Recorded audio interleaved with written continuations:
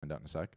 And that lets me know, hey, you've got a question, and I can unmute you. If you don't want to turn your camera on, you don't have to turn your camera on. Okay, I hate being on video. It would be all audio if it was up to me. If you're one of the ones that, if you want to throw questions in the chat, you can throw questions in the chat. If you're one of the ones that's watching on Facebook or YouTube or Twitter, and you guys have questions, I can pull your comments in to the stream directly as well. We'll start with Dastiger, and then we will get to you, Larry, and then we'll go from there. So you can unmute, Dastiger, and you have to tell me how to pronounce your name. It's not one I see every day. And you just have to hit the, yep, gotcha. Yeah. How do I pronounce that name? It's absolutely perfect that you pronounce my name. Yeah, it is Dastiger. Yeah. I'll take it. I'll take it. So, all right. All right. My question is very simple. First of all, what is your payment system?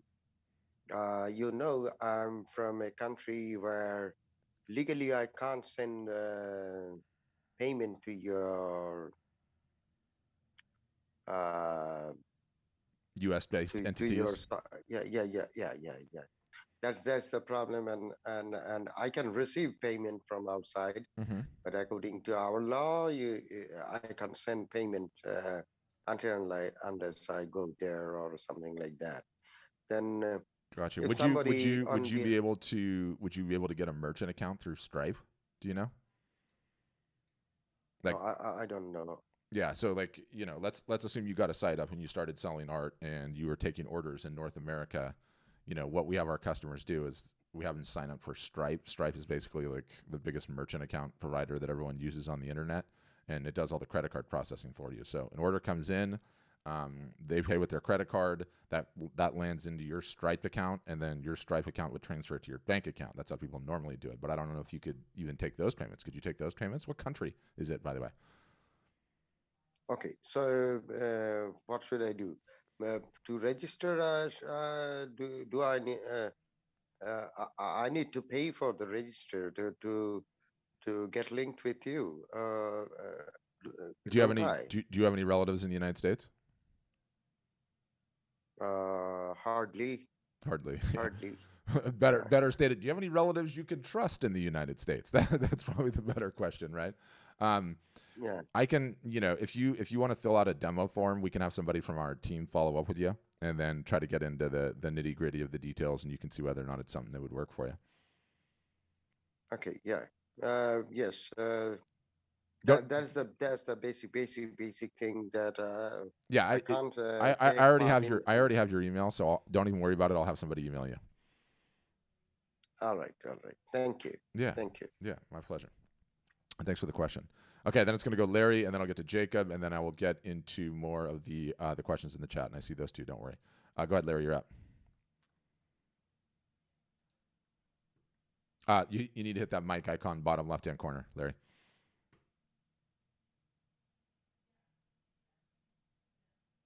I'll let you know when you get it. It's just clicking on the microphone icon. Yep, gotcha. Oh, no, Larry, I can't hear you. So what's probably going on, Larry, there's this tiny little up arrow that's like right next to the microphone. And what that does is it lets you pick your microphone. Sometimes Zoom will pick the wrong one. So I'm going to leave you unmuted, Larry, while you play with that, see if you can't get it to go. If you can get it to go, you can just start talking, and then I'll bring you out. Wait. Oh, no, now you're muted again. Hold on.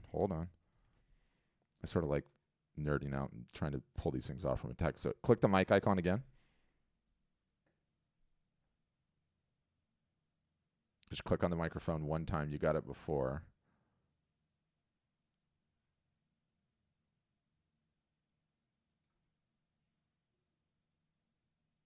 Okay, you keep playing with it, Larry, and if we get it, I'm going to circle back to you in like a question or two, okay? We'll get it. We'll get you in there. Don't worry. All right, Jacob, you're up. Hey, how you doing? Good. How you doing? I'm doing pretty good. I'm trying to find a way to set up a good website. And I found several that are actually free. And I actually bought a domain. And getting the domain over to some of these free websites is becoming a hard problem. But the question is that I've got is once I get all this going, I need I'm needing to get with you guys to where I can start like doing basement Zoom Mm-hmm. because I'm disabled and I can't get out. But I'm producing a lot of art, but it's not getting seen. I'm selling it a little bit, but Mm-hmm. as you said, Facebook only goes so far. Yeah. All these other mediums only go so far. And what should I do? So let's start at the top, independent of the website. How are you going about selling it now? Right now, I'm just doing Facebook Mm-hmm. and word of mouth that people buy my stuff, and then Mm-hmm. their friends see it and they buy it. Yeah. Okay. Well, that's a good sign. It's not enough. Yeah. That's how it starts in the beginning.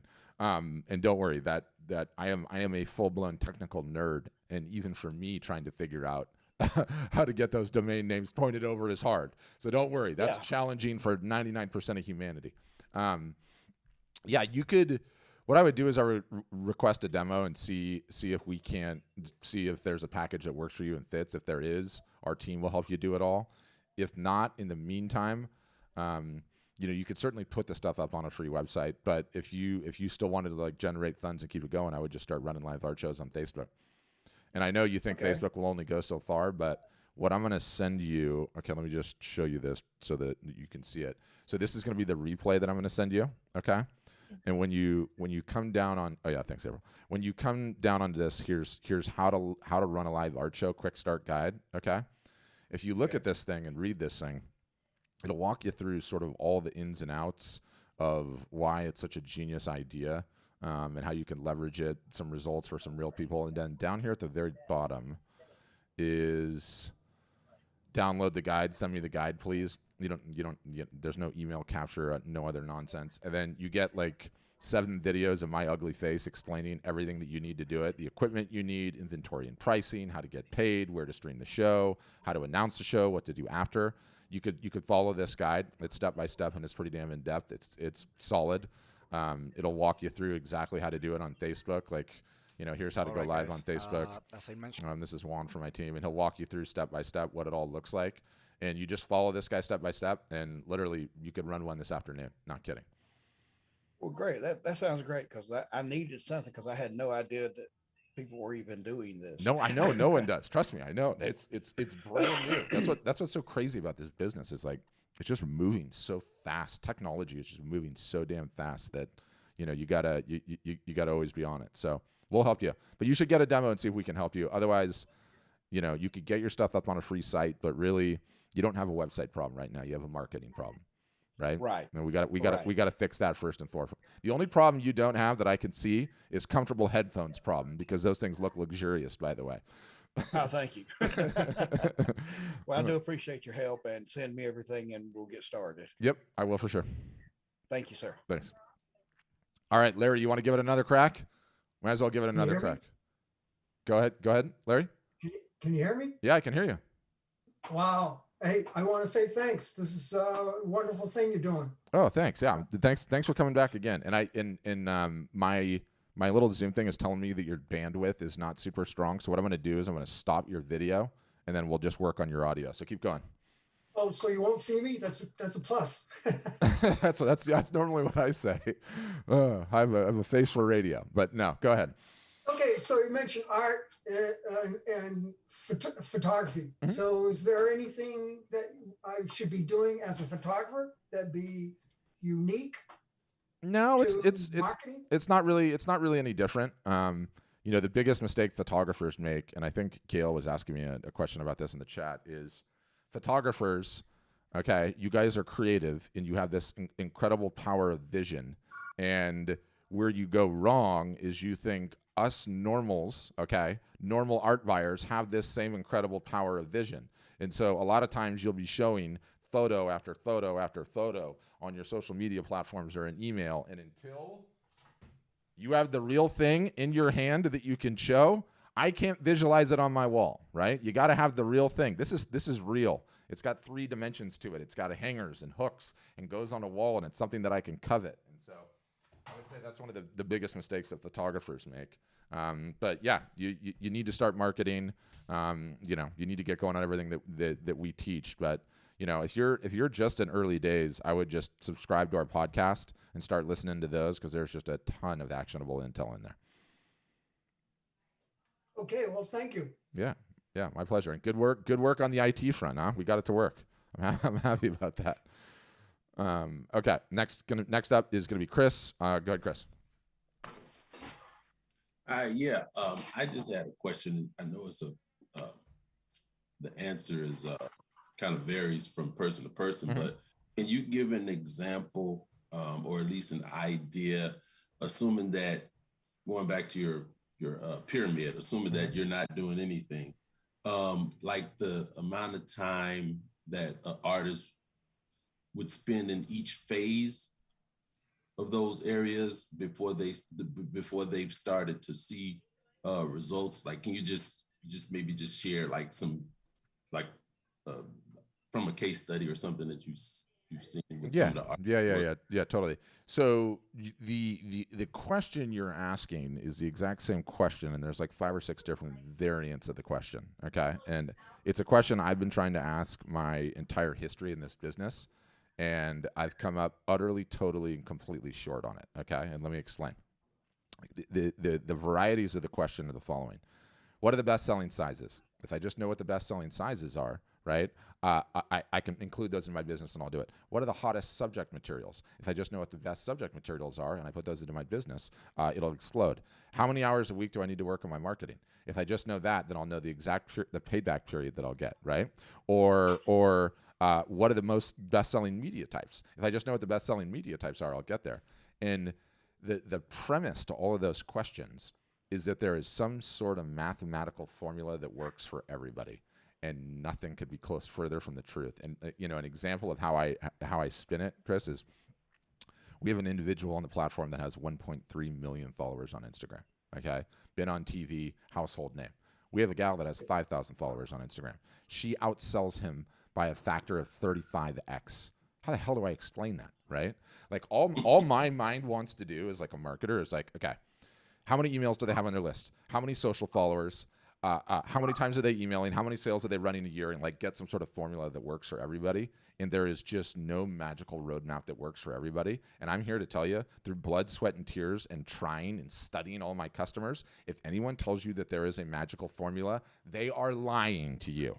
Run the other direction 1,000 miles. But what I can say, what I think more the spirit of your question is, early on, your only job is to generate sales from people not named mom, dad, brother, sister, family, friends, okay? You have to get the art in front of strangers, and the art needs to sell, okay?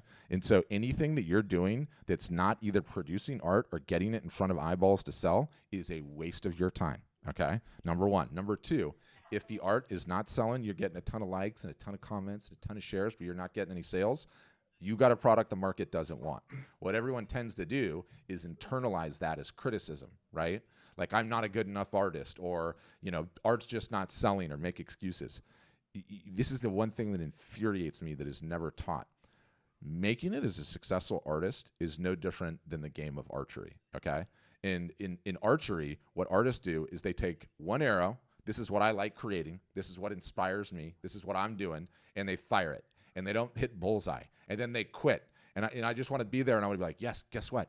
You can fire 500 arrows. And guess what? The most successful artists in the world all fired 500 arrows. And I use this line all the time. Pablo Picasso, when he died, had 45,000 unsold works in his inventory. What do you think that dude was doing? He'd make something, and he wouldn't get a great response, and he'd be like, okay, that direction didn't work. Now I'm going to go try the next direction, and the next direction, and the next direction. So you need to be creating and trying to sell. The easiest way to sell is doing a local fair, a local show, find a brewery, a farmer's market, I don't care what. Get a table, get in that booth, show your art, grab the goat piece off the wall, and see whether or not it moves. If it doesn't move, you got to try something different. But there's no magical roadmap that'll work for you. The same will work for my other customers. I mean, some come on board and they repay their investment in literally 1 week. Some come on board and it takes them 1.5 years. Sometimes 2. Right? And sometimes along that journey, they're trying different subject matter materials, and they're trying to find something that wins. So that's what I would say. And as a final, like, it's hard because these are your creations, these are your babies, and you're emotionally invested. But when you look at them like a marketer does, like I do, Like when I run ads, I run ad A and I run ad B.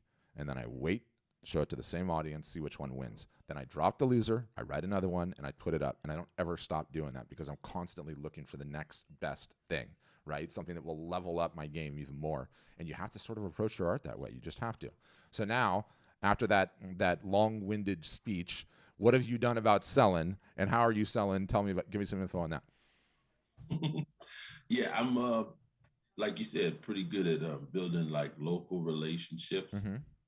So most of the sales that I've generated have been from not just family, but people that like you said, like people do want to feel like they know you, had a relationship with you, and I've already experienced that versus just posting and trying to talk to or just looking at the comments of strangers, and it's not to go anywhere from there. Yeah. And that's where I do my other line, which is, Chris, you hear that knock on the door? That's me. I'm going to pick you up right now, and I'm going to drive down to the ATM machine, and you show me a button on that ATM machine that says relationships or likes or comments or shares. None of those buttons exist on the ATM machine because none of those buttons will get you paid, right? You have to sell the work, and if it's not selling, then you've got to try a different subject material, and that's the game. Yeah, got it. Yeah. Go ahead. I'm sorry. No, go ahead. You got to follow up. Go ahead. The follow up was just about the interview. I mean the live shows. Yeah. Have you seen that model work when it's set up like an interview? I've seen that model work just about every single solitary way it's tried. Okay, grab this, to interview the artist. Grab the goat piece off the back wall there, turn the camera on, start talking about it, quote a price, shut up, send it to everyone you know. Done. You can do that this afternoon as soon as you get out this thing. Just ship it. Just ship it. It works every which way you try it. Okay. Yeah. Thank you. Yeah. Thanks for the information. No, I get fired up about this stuff, man. I get fired up about it. Thank you. All right, Mario, you're up next. Yeah, hi Patrick. Can you hear me? I sure can. So I am an owner of a gallery. I have been making a living on my artwork for about 3 years. Good for I live you. in a mountain town that's very seasonal. We have almost no winter traffic, so every winter is kind of the same. Winter traffic or summer traffic? There's no winter traffic. We live at over 9,000 feet, and oh wow! And everybody comes in the summer. Everybody comes in the summer. Wow. Business is good in the summer. Right now I'm at the point where I'm kind of struggling, where it's like, hey, I'd love to be a customer of yours. It's like, if I could sell like even like a painting like this, which is one of my pieces, I'd be a customer right away, and I have some originals. I don't have a website, and I am really bad with time management. I've been developing my Instagram account, my Facebook account. I don't have a YouTube channel yet, but if there's any links or leads that I could get going on, I would just love any kind of recommendations. Or I'm definitely like getting emails from you guys like, hey, let's have a 10-minute conversation or a 15-minute conversation. Oh, we're the worst. We send so many emails. When I try to sign up for those, I get another link.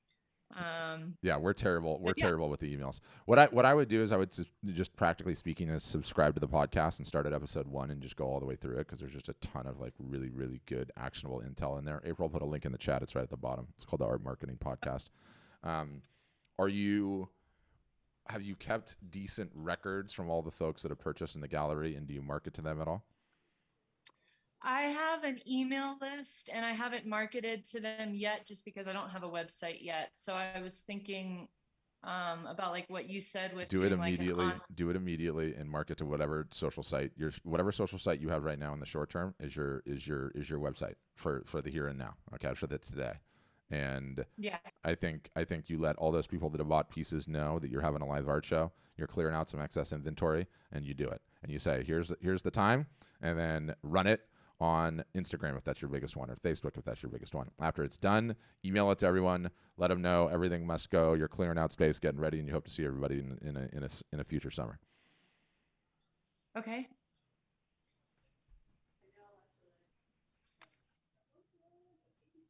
And don't worry. Lots of artists are crappy at time management. Yeah, I think I think right now I have like email addresses, so I would just basically take the time to jot down these 40 plus 50 emails that I've received over the last 3 years, and then just say, hey, if you guys Instagram, follow me on Instagram. I'm going to do a live show. I also have a finished piece that multiple people were interested in, and I thought about doing like an auction for it. No, don't. Well, the problem with the auctions is it just introduces a bunch more complexity, right? Just try and sell it and just say first come, first serve. Don't worry about like auction. The auction just adds a bunch of mechanics to it that are just unnecessary. Just pick a price. Yeah. You take cash, you take PayPal, you take Venmo, DM me, done. Don't make it any more. Yep. Don't make it any more complicated. Doesn't need to be. And don't worry about if anybody tuned like the. I was going to say dirty little secret, but there's nothing dirty about it. The secret about the live art shows is I don't care if no one comes to the live aside from your mother, okay, or your significant other. It doesn't matter to me. It's just as powerful, the email that you send afterwards for everyone that missed the show that can go and watch it, as it is that anyone tunes in live. So don't worry about that. Okay. My experience with Instagram is that once you're live and you're not live, you can't see it anymore. No, so it goes into a library, and then you're able to share it on your feed, and then once you share it on your feed, you're able to share that link. Okay. Yeah. That's good info. Thank you. Yeah, my pleasure. And listen to the podcast for sure. I will. And just out of curiosity, what town is it at 9,000 feet? Silverton, Colorado. Silverton, Colorado. Wow, 9,000 feet is high. It's high. Yeah. It's snowing right now. I am not surprised. I am not surprised. All right. Thanks. Thank you. Okay, Sam, you're up next, and then I can start working the chat. Go ahead, Sam.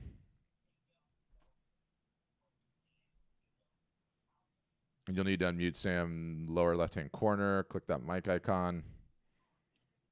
Gotcha. There's actually somebody who's had her hand up for quite some time. I'm pretty sure she came in before me. Martha Rucker? Yeah, you might want to take her first. You're awesome. I appreciate that. We didn't see it. Martha, you're up next. Go ahead, Martha. And again, Martha, you need to unmute too. Lower left-hand corner. One click of just like the microphone icon. It'll be in the very, yep, gotcha. Okay. And sorry, I did not see it.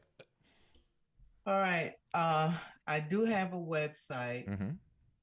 I have a logo. Mm-hmm. I have gotten business cards to send to people. I'm not good at marketing, but I've sent business cards to people. I've sent the email, the link to the website to friends and family. And I remember what you said about don't count on friends and family. Yes, well, within reason. So Zero. Yeah, so Zero. the it's the chicken and the egg problem, right? Which came first. And early on, you start with friends and family because that's what you've got, right? But to really, really know whether the art will make it and you have a product the market wants, you have to get it in front of strangers, right? So that's sort of the ball game of it, if you will. Before I moved to the state I'm in now, Mm-hmm. I exhibited a lot in like New Jersey. Okay. And I came across somebody who said, oh, that's a Martha Rucker. So they recognize the style. Mm-hmm. But I'm trying not to get into that slump of nobody's buying my work, so nobody likes my work. Yeah, don't do that. It's just that it may not be their preference. Well, that's the way I look at it. Yeah, you don't even know. Like, this is the other thing that artists do that infuriate me. You do what you like. Well, no, not even that. You do what you like, and then you create what you like, and then you barely get it in front of anybody because you don't ever do any marketing, and then you're like, okay, well, it's just not selling. I guess it's a problem. But you haven't even. It's sort of like you create something in your house, right? And you walk out to the street, and two people walk by and see it and they don't buy it, and you're like, nobody's buying art. No, I want you to walk out of your house and go down to the local town market and then show it to 3,000 people, and then we can make the call whether or not it's selling, right? That's an idea. Yeah. Set up stuff at the end of my driveway. That's actually, I've got a guy that lives on like the main drag, and I go to this like special coffee place on the weekend because my kids love these cinnamon rolls, and every Saturday, because his house is on this like busy street, he's got 15 pieces all on easels, all on his driveway. I don't do flowers and trees. Okay. So someone once told me that people don't like images that have faces. No, I see. I am totally into faces. Yeah, the problem with people in my experience is they like to talk a lot, but none of them's ever sold anything either. So don't listen to them. This person was the owner of a gallery. Yeah, I trust them. I trust them slightly less even than people. Oh. Yes. Okay. They have a myopic view of their world and what works in their little town. But when you're marketing to the entire internet, there's a tribe for just about everything out there. Trust me, you'd be surprised at some of the niches I've seen. I am on Facebook, but I've been hacked twice, so I'm kind of maneuvering my way back to that. I don't have Instagram. So what are my other options? Instagram and Facebook are the two most important, and the two that we spend the most time teaching our customers how to do. So rather than just placing pieces on Facebook and Instagram, the part about doing a video. Yeah, that's where you place them. I'm kind of low on that. That's okay. Everybody starts a little low on that, but that's where you start. But yeah, that's what I would say.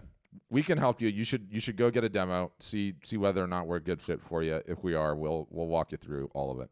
So you mentioned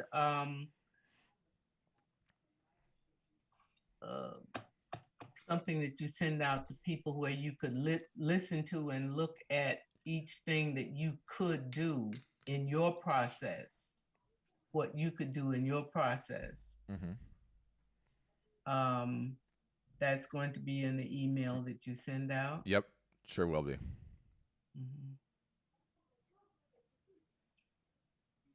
I guess that's it. I'm in a dry spell right now. I'm kind of segueing into writing, more writing than art. Well, everyone goes through dry spells too, so don't worry about that. Just get back on the horse. Well, I had a 7-year dry spell once, and I got back on. And this one has not been that long. Yeah, we can help you. I would go through some of the links in the the email that I sent you and pick it back up. Keep going at it. Okay. All right. Thanks, Martha. Thank you. All right. Thanks, Sam. I appreciate you spotting that. Yeah. Can you hear me? Yeah, sure can. Okay. Yeah. I'm not allowed to have a dry spell. If I have a dry spell, the rent doesn't get paid. I hear that. So I may be a little bit different than everybody else in that I have a product. Okay. It's real time. I've been a henna artist for many years at a very popular market that just reopened up again. And obviously it's art, except that you get to take it home on your body. With COVID, my henna and face paint, we all got shut down. My studio was shut down. The market was shut down. Terrible. So I was trying to find something else. I have a new thing now where I am a typewriter poet. Again, it's on the spot poetry. Okay. It's, but it can lend itself to, let's say, an Etsy shop where you have, you can write me and say, I would like a poem for my mother. It's her birthday, and I can type it out and all that kind of thing. So it's also transferable to a physical product. I heard about you through one of our Saturday market vendors who hooked up with you and did great. She totally gave you huge 100% thumbs up. Oh, that's awesome. And so I've tried for websites and I've spent the money and never gotten any further with it. But because it's a seasonal thing, at least the henna is, and we get so many visitors, and you can't really order a henna from New York. No, kind of thing. That's for sure. And so the typewriting thing, I was just, we opened up last Saturday and I was actually interviewed. So there's an interview on the local news. I had a line of people just come up, they want a poem and it's written right there and they love it. It's on a nearly 100-year-old typewriter. And the whole thing, I mean, my picture that you see is kind of an idea. So I'm wanting to expand because there's only one of me. I can't type every day. I do go out to the street, my local New Seasons and one of the restaurants where people are coming in and out or just sitting there. Portland, Oregon is a little bit easy if you're respectful and you can not take up so much space. You can just bring your table and your cart and sit there and people will come up to you. But I need to expand where it's not always real time yet. I'm still selling. Yeah. So what do you have for something like that? Yeah, I mean, I think you obviously need to figure out some products that you can sell that you can ship, so that doesn't require you to be there, right? Yeah, that would be the typewritten poems, quotes. I'm also trying to reach out. Really, where I want to aim is events. This is becoming a popular thing. It's worldwide. It's not unusual, actually. Wineries, weddings, where for your entertainment too. Portland, huge breweries, where you're hired straight out to arrive and type poems or whatever to the people. And because it's such an unusual looking thing, they'll come up and go, "Wow, 1920s called. They want their typewriter back," or something like that. Yeah. But they love it. So I know exactly where you're at. Your situation is no different than like so many service-based photographers, right? And the service-based photographer, it's the exact same problem. Like, hey, I've got a business and it's working, but you somewhere in your middle age, you sit there and you go, wait a minute, I'm just trading dollars for hours and my body can't keep doing this day after day after day. Yeah, I keep saying if I didn't have a business, I'd have money. Yeah. All my money goes into my business and it's not very, I'm just a one income person. Yeah, one woman who's band. Still renting and getting older. So yes. Yeah, I think you have a couple of different things going on, so your situation's a little bit different, but it doesn't change the fact that you have a marketing problem, same as everyone else, right? So I'm on Facebook, I'm on Instagram. I get some orders. I also make jewelry. It's like every season requires a different thing. It's cold and rainy still here, so I'm not working market as a henna artist. I'm not face painting because I don't want to get in front of a 5-year-old kid who's sneezing on my face due to COVID kind of thing. That might be awkward. But the typewriter poetry allows us to work within a few feet of each other and they get to take it home in its pure form. I've seen people cry, laugh, they love it. So I'm trying to parlay that into, you can make, one woman is making place cards, personal place cards for weddings typed on paper with a personal wax stamp. I love the idea. I know it's out there, and I've also investigated Etsy, and yes, it's selling. All the people who are doing personalized, that's in the individual things, it's selling. Yeah. The problem with Etsy is the same problem with all marketplaces, right? Or selling through art galleries is like, you don't know who's purchasing your work, and when you don't know who's purchasing your work, you have no ability to market to them in perpetuity, right? Which is, it can be taken with a grain of salt like anything else that you do. But by the way, the few hours that I was out this past weekend, and I just go, they say, how much does it cost? I go, by donations. And in the 4 hours roughly that I was out there, I made nearly $200, and that's just donations. That's great. Yeah. So that's great. There's a market and people love it. And again, it's not the words that you write, it's how you make them feel as they walk away. I'm no real poet, but it's working. Yeah, because 100% it's I have working, the but performance Sam, you're background still, for it. you got to get some products going on that can make you money when you sleep, right? That don't require you to be in Yes. person. So, while we're not completely set up to, I mean, our sites are skewed a little bit to sell wall art, but they're also just e-commerce sites at the end of the day. I mean, we have people selling classes and books and knickknacks and this and that and jewelry and sculpture and everything under the sun. So you can totally sell all of that. Where you would get the most benefit out of our program is we would teach you how to market, right? Like you're going onto Facebook and you're getting these good things here. But my guess is you're not capturing emails at any measurable clip. You're not emailing those emails regularly. You're not having There's sales. only one of them. Yeah. So we could teach you how to do all that. And I think, regardless of whether you sign up with us or not, it's a good next step for you. Okay. Starting to do some marketing and figuring out what products that you can sell, because, you have a unique and interesting niche. But again, at the end of the day, you can't just trade dollars for hours for the rest of your life. You have to figure out some things that can bring in some additional income and give yourself some time to be able to grow that portion of your business. And so I definitely recommend that for you to macro. Yeah, the passive income where it's already made. Passive is nonsense. Passive is made up by somebody that's completely full of it. There is no such thing as passive income. There never has been anything such passive. Maybe income. that's the wrong term. We all have to keep working at it. But the difference is that you need some products that are not directly tied to an hour of work for you, right? Or at least not in all cases. So yeah, we could help you, Sam. You should get a demo, go through the whole test drive and kind of explain your situation. They can give you some solutions, I think. Great. Yeah, I've got somebody who wants to call me. I've gotten all your emails too, and it's like every day. Yeah, but somebody's been trying to call me for a couple of days. I'm like, all right, let's talk. Yeah. All right, thank you. All right, stay dry out there, Sam. I actually love Portland. I love going into that giant bookshop too. Is it Powell's? God, I love that bookstore.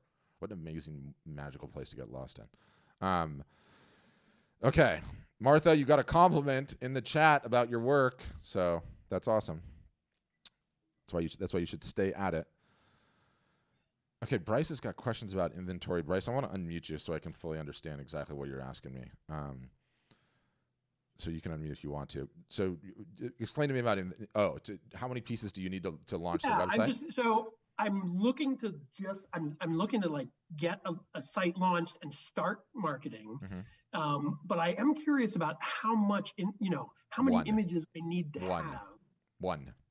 Yes.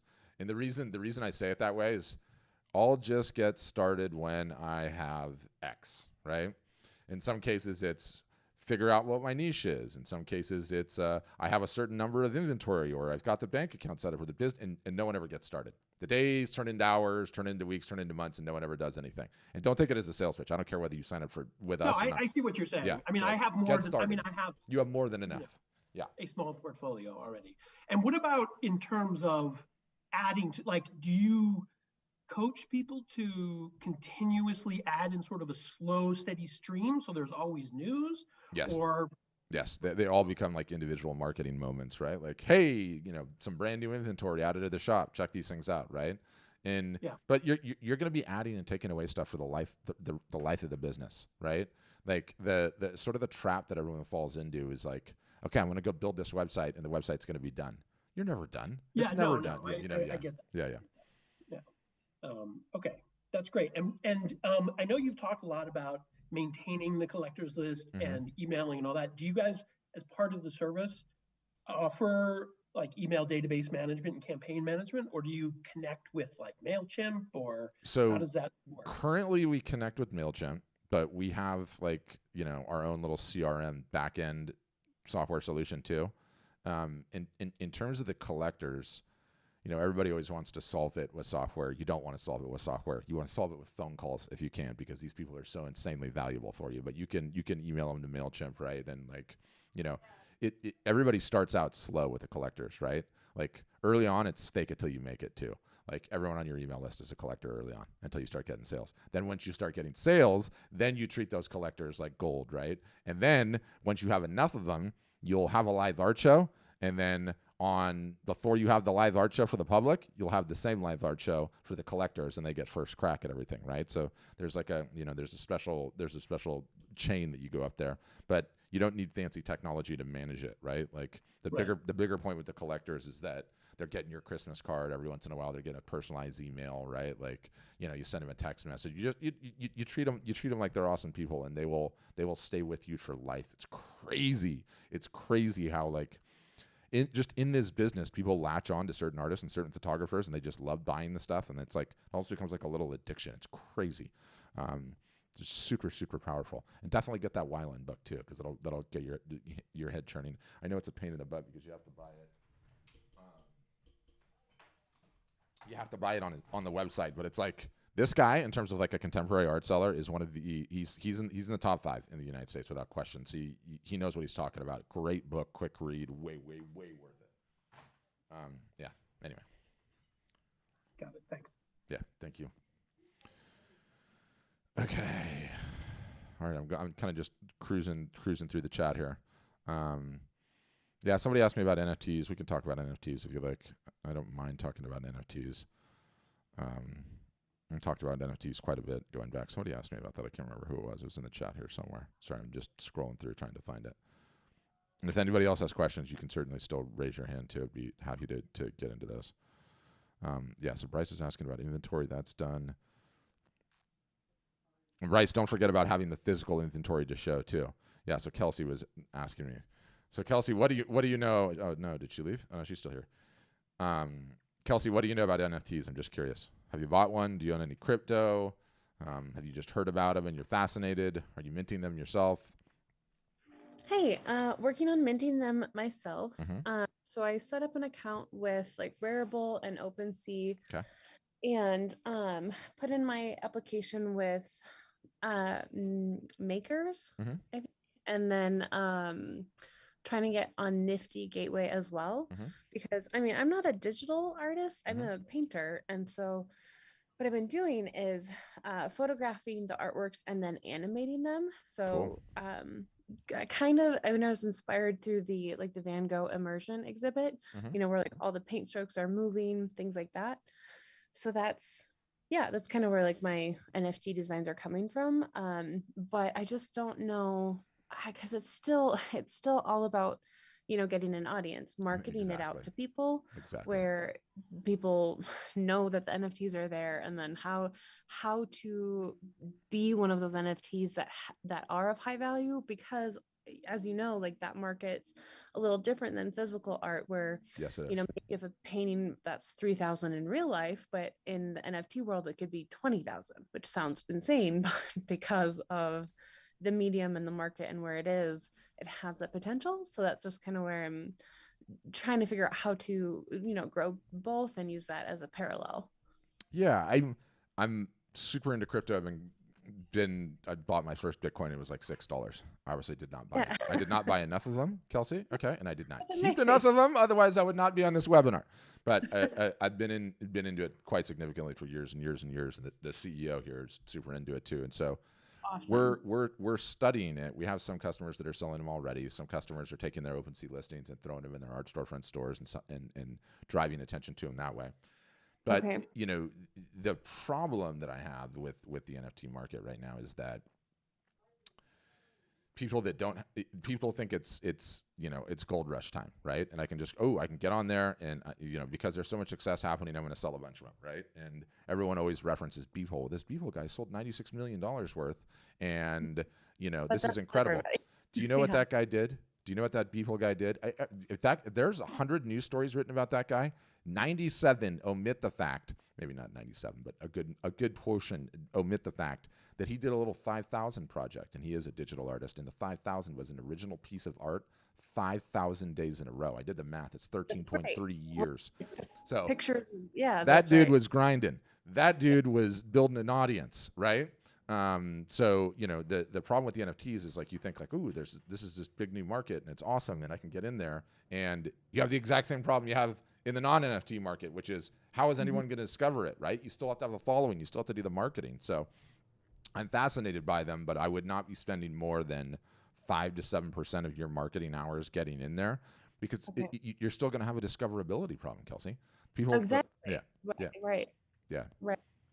And so I guess I'm just wondering, like with the like marketing calendar with the art storefronts team, just if that's, yeah, like you said, part of the conversation and growing the visibility for that in addition to the physical pieces as well. Yes. I mean, I still love that you're in it. If you have a passion, if you made it this far through all the technical headache that is minting and everything else, and you bought some crypto yourself, you're more technologically advanced than most.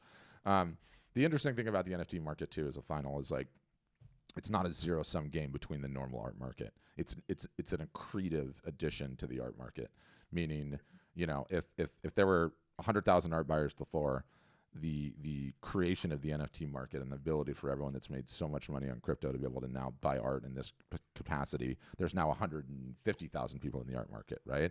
So it's its own unique beast. Don't spend more than your margin time on it, and you got to work on your marketing. You have to. That's the problem.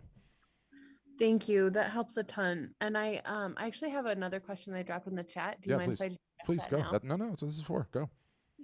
I'm wondering if instead of MailChimp, because I already have a CRM set up, am I able, with the website platform that you guys use, like through API integration, able to set it up to my own CRM? We do have good programmers on the API side of things, but no, we don't integrate with them because it would just be a one-off situation, and we'd be doing all that API programming just for you, right? Right. But getting caught up in the automation and using the system you love. If you really, really love it, you could always just on a weekly basis move the contacts out of art storefronts and put it in there, or do it before every time that you sell. You send a big campaign, but practically speaking, there's not anything. And I say this with a ton of marketing experience. There's not likely anything that the marketing automation software that you have, whatever it is, that's going to do that's going to drastically impact the business. Just knowing where most artists are and their biggest problems are, automation ain't the problem. Especially early on. Yeah. No, that does make sense. I'm already all set up on that. So it's just like, we'll either have to migrate it over and build it out, or it could probably function with Zapier would be my guess. Yeah. Good. Okay. All right. Thank you. Yeah. No, that answers it. I appreciate that. Yeah. Thanks, Kelsey. And I love those questions. Very techie questions, which is very non-artist, because most artists are not techies. All right, April. I'm gonna not my April. April Courtney Thoshi. I'm gonna unmute you. So this is the age-old question, April, right? And she says, like, how are you all different from Shopify? She's on Shopify, not getting the results that she wants. It's the same advice at the end of the day, April. You don't have a website problem, right? You have a marketing problem, same as everyone else does. So, Shopify is a great platform, but it's built to sell everything. We're a little bit more advanced because we're only built to sell art, but it's not a knock on Shopify. I love Shopify. But, you've got to fix the marketing problem, and you need to start doing it consistently. And until you do that, the needle's not going to start moving in the business. She's still muted, so I think, a lot of times people actually take these calls during work, and they're like, I can't talk, which I totally get. All good. Totally understand that. Who do I not have muted? I think it's Kelsey. No? I know I'll mute all. Sometimes this thing goes buggy. Okay. But who else, guys? Questions? What do I recommend to grow an email list potential customers? Giveaway. Yeah. So, never underestimate how powerful it is using a print giveaway strategy, right? And, you hold a print in your hand, you talk about the fact that you are giving it away, and enter the email, enter your email into the list to win the ability. And I'm going to get you a JPEG here because I know I've got one of my downloads that'll help. Never underestimate the power of this giveaway. There you are, holding a print that they would potentially win for putting an email in the box, right? It just works. It works 100% of the time it's tried, and it's like a massive part of what we recommend our customers do, and we have them do them all the time, and they just work. So that's a very, very important strategy at a high level, but there's a bunch of others that we advocate and that we teach you to do too. You constantly need to work on it, be hacking at it. The giveaways are a great way to do it. Any in-person events is a great way to do it. Asking on certain social media posts is a great way to do it. And then, as a result of active marketing, the email list just starts growing and growing and growing. That's just how it goes. Especially early on, I know it's like you have to grind at it, but guess what? An email list is built one email at a time, and that's just how it goes. So that's what I would say. But what else, guys? Questions, comments, concerns?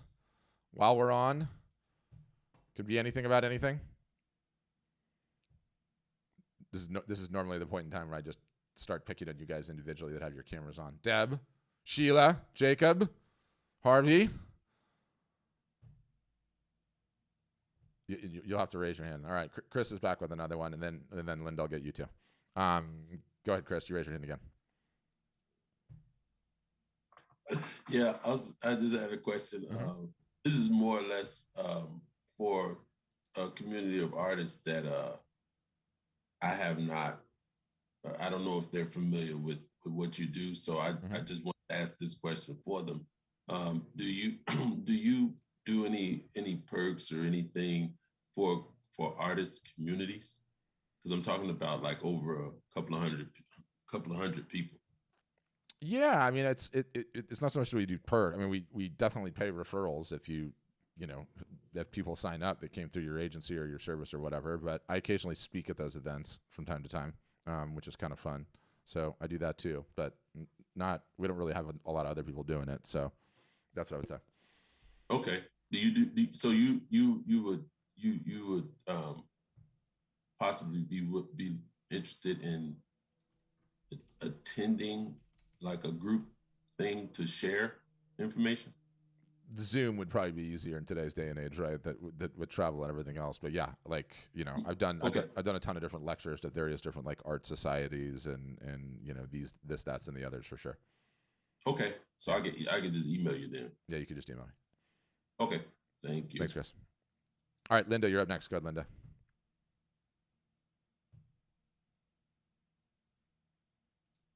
And you'll need to unmute Linda, button lower left-hand corner, mic icon. I'll let you know when you get it. Yep, gotcha. Now you can hear me? I sure can. Okay.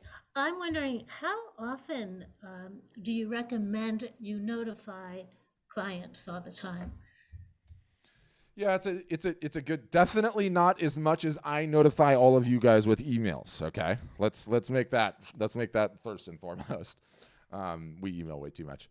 It's less about like how often do you notify them, and more important that you get like a good balance between, you're not constantly just trying to hawk your art, having a sale, like a lot of people do that, and it doesn't work. Once you start sharing, organically on the socials and so too with emails, you're telling stories, you're talking about your process, you're recording videos, you're introducing new pieces. Once you get like the right marketing mix, once a week is totally fine. You think once a week? Oh yeah, I think once a week. That sounds like so much to me. Yep. The sort of the trap that we fall into is marketers is we think that we go and release a piece of marketing and that 100% of the people see it. Nobody sees it, Linda. 3% see it. 5% see it. And then even the ones that like see it as a subject line, they don't open it, and they never see it. They just don't. And that's just the nature of one email, and that's the nature of marketing in today's day and age. Everyone's distracted. We all have a million things going on. So you have to keep marketing consistently such that you'll be in the best position to reach people when they are ready, when they are attentive, and don't worry about, annoying them. I mean, do you see the volume of email I'm sending, Linda? I'm sending like one a day, sometimes two a day. And it's the same thing for us. Like, most of the time people are busy, right? Like every once in a while you'll see a subject line in your inbox and you'll be like, oh, those guys again. But you know what? I'm at least top of mind, right? I've at least got you thinking about me. So because I keep thinking that I would be bugging them. I don't know how often from a local gallery, and I say, oh no, maybe I should unsubscribe, and yet I do open it up. Yeah. Every time I see it. I know. That's just okay. That's just Thank how it you. works. Yeah, that's one of those things that you just trust me. I've learned that lesson a million times over. Don't worry. And unsubscribes doesn't matter either, because once you start marketing consistently, a lot of the people will will unsubscribe, okay? Will unsubscribe, but you still got them on Facebook or Instagram, right? And so that's why we omni-channel market all year long, right? Like we're sending emails, we're posting on Instagram, we're posting on Facebook, and we do it consistently because you never know when those people are going to be attentive, when they're going to be switched on, when they're going to be receptive to your message. And the analogy I always like to give, and it's such a powerful analogy. You can only catch the fish when they're at the surface, right? And the problem with fishing is, with technology aside, is you never really know when the fish are going to be at the surface. You just don't. Sometimes they're 3,000 miles away. Sometimes they're 3,000 miles down at the bottom of the ocean, or 3,000 feet probably is more appropriate. But when they're at the surface is when you have the ability to catch them, is when you have the ability to get your message across and potentially sell your art. The problem that we think in our heads is like, I'm just going to throw this one thing in the water and hope the fish are there. Well, guess what? The fish weren't there when you threw it. The only thing that matters is how often and how consistent you're fishing. That's it. It's the only thing that matters. What happens? I also teach Pilates, and I am on Zoom. Maybe a few of these people are interested in art, but do you suggest I just bother them? Yeah, 100% I do. 100% I do. I mean, especially like, there's a strong bond that is formed between, trainer of whatever exercise activity and, the exercisees, or whatever the proper terminology is there. And you don't need to whack them over the head, but as long as they know you do sell art, right? Probably none of them do right now. Not a one of them. No, they all know it. Okay. If they all know it, then you're doing your job. That's all that matters. Okay. Yeah. I love you. Thank you so much. Yeah, it's my pleasure. Okay. I feel like I've talked myself into circles today. Yeah, Courtney, I can get into costs. Courtney had a question about costs, and then Martha, I guess, is sending me another question too. So what makes us different from everyone else is, everyone thinks that we're just a website company. And so they compare us to all the other website companies. We're not just a website company. Okay. Yes, we offer you a website. Yes, it's the best art selling website on the planet, but that's not enough.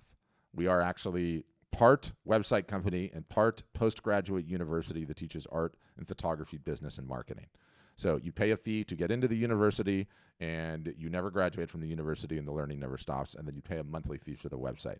So that's how we run our operation. And, ask yourself whether or not any of this sounds familiar. You've moved from one website platform to another website platform, to a marketplace, to another marketplace, to another website platform. And what changed in your business? Nothing.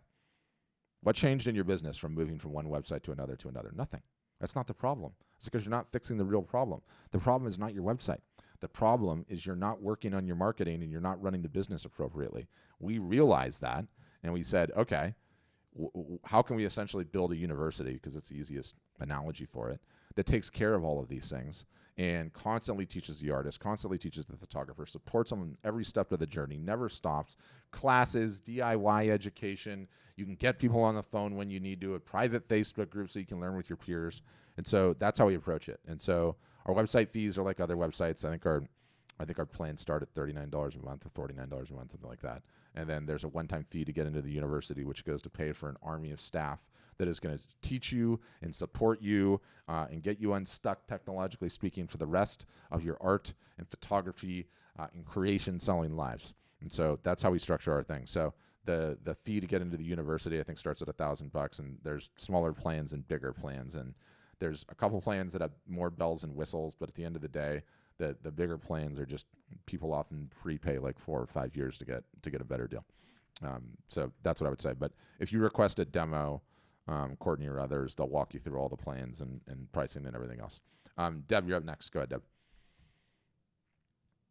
Yeah, so you just mentioned the university concept. Yeah, it's really what it is. So is there one-on-one help as well, or is it more classroom, online classes, that kind of thing? Yeah, so the buzzword du jour is cohort-based learning, but so digital nuanced education sort of started out on the internet like 10 years ago, right? And it was like, hey, buy my course on this, or buy my course on this, or buy my course on this. And it doesn't matter what platform you're talking about. Kajabi or Masterclass or Coursera or any of the rest of them, no one ever finishes the classes. The stats are like 30% of the people that buy the thing ever finish the thing. And what everyone's learned is it's just not an effective way for most people to learn in a vacuum on your own, go through it at your own pace, So do we have all of that stuff? Yes. What we do is we pair it with weekly sessions. Okay. We call them office hours, and we have between like 3 and 7 a week Zoom calls just like this, where we're teaching the thing, or we're saying, hey, right now it's time to get your Valentine's Day sale in the water. Here's the sale. Here's the ins and outs of it. Here's how we're going to do it. Here's the email copy. And then it goes right into Q&A just like now. So that happens. And so that's kind of this cohort-based learning that everyone's moving to as an educational model. I would love to say that, we came up with the idea ahead of time. We just sort of stumbled into it because pre-COVID, we just started doing these Zoom sessions. And then all of a sudden, every metric inside the company just started going through the ceiling because, art is not like a competitive business, right? It's not like you have a tire shop and someone else has a tire shop in the same neighborhood where it's like, you don't want to be learning with them or talking about anything with them because it's like you're competing, right? So when you get in like a cohort of your peers, and we sort of split some of the groups up based on what revenue thresholds they're at to make it, the teaching a little bit more specific. But when you get it in like a group with a cohort of your peers and you see a bunch of people that are trying to do the exact same thing as you are, when you see the same people that are totally frustrated with technology like you are, you see the same people that are pulling their hair out of their head because they're like, year one and they're still grinding to make it. Oh God, it becomes so powerful. So yes, we have that. Yes, we have a private group where everyone interacts with one another in that. Then we have support, and support comes every which way imaginable. Sometimes you get on the phone, sometimes it's a ticket, sometimes it's a Zoom chat, sometimes I'll make you a video. So we support our application and we support other applications. So you can ask questions about Facebook or Instagram or YouTube or MailChimp or whatever. And we support you on all that too. And yeah, the closest thing I would call it to is a university. It's not really technically a university, but it's a pretty apt, sort of analogy, I'd say. But again, it's not consulting. No. We also have an in-house marketing agency that we started also like a year and a half ago because, 80% of our customers have full-time jobs. We just do. It's an 80-20. 20% are either full-time artists or full-time photographers. 80% are, I shoot weddings on the weekends and I'm trying to sell my fine art, or I have a job. And we realized that, we have all this great marketing education, but they're too damn busy to execute on it. So we needed to have an agency that could do some of that stuff. And so the agency does some one-off services, like, think where you just go in and buy the one thing, like help me run this sale, right? Or help me run a live art show, or configure my website or build my website, all the way up to like recurring service where you can pay us to run your Facebook ads in perpetuity, or, to do the majority of your marketing. And I have a love-hate relationship with it because I'm the marketing guy, right? And I want all of you to learn and be competent at marketing because that's my art and that's what I love. But I'm not naive about that to know that like it's a journey. It's going to take years. Some of you guys just don't have time. Some of you don't want to do it, and it's helpful to be able to pay somebody. So that's in there too. Literally, it takes all of it. So I would say at a macro, like, building this business is like climbing Everest, right? And our job needs to be to provide the best trail maps and advice ever if you want to go on the climb 100% DIY, then all the way to like a guide, a Sherpa that's going to walk you all the way up the mountain, to you just need a Sherpa for this one part, right? Like, hey, this one little part of the climb is hard. Can you help me? And I feel like if we provide that, and we provide that over the course of your, whatever the rest of your career is selling art, 10, 20, 30, 40 years, then we win. Like, there's some people that just want to do it all on their own, and that's awesome, and I love those people. There's some people that want to do it on their own and then occasionally get a little help. And there's some that are like, I don't want to do any of it. Who am I kidding? No one wants to do any of it. 99% of artists and photographers just want to create and have somebody else do all of it. But, whatever the heuristic, it becomes whatever artists and photographers want to do the least is the highest leverage thing that they could be doing. That means marketing. Yeah. Okay, thank you. Yeah, thank you. Okay. Go ahead, Sam. Sam's got a follow-up. You hear me okay? Yeah, I can. Okay. First off, I want to appreciate that you are live, because I've seen several of the other ones, which, they're recorded and they all have valuable tidbits, and then there's that final, the offer of giving something away. Yes. That for now, you know, the deal is this, that. And I've thought about it, just, I don't know, I understand the mechanics behind the marketing, which I actually do like. But I also walked away for a second. The last time I spoke to somebody, they said it was, how much did it cost? And they said $1,500 or something along that line, which at that point I said, oh, well, maybe see you next year. But you were talking about monthly payments. Yeah. So the way it's priced is you pay one fee to get into the university. You don't ever pay that fee again. You're in. Then it's just a monthly fee for the website. That's it. Okay, and that fee is. You would need to request a demo, or we can have somebody follow you up, because I don't know all the ins and outs of the plans. But you know, you could get started for as little as whatever the fee is to get into the university, $990, and then just pay the monthly, nothing else.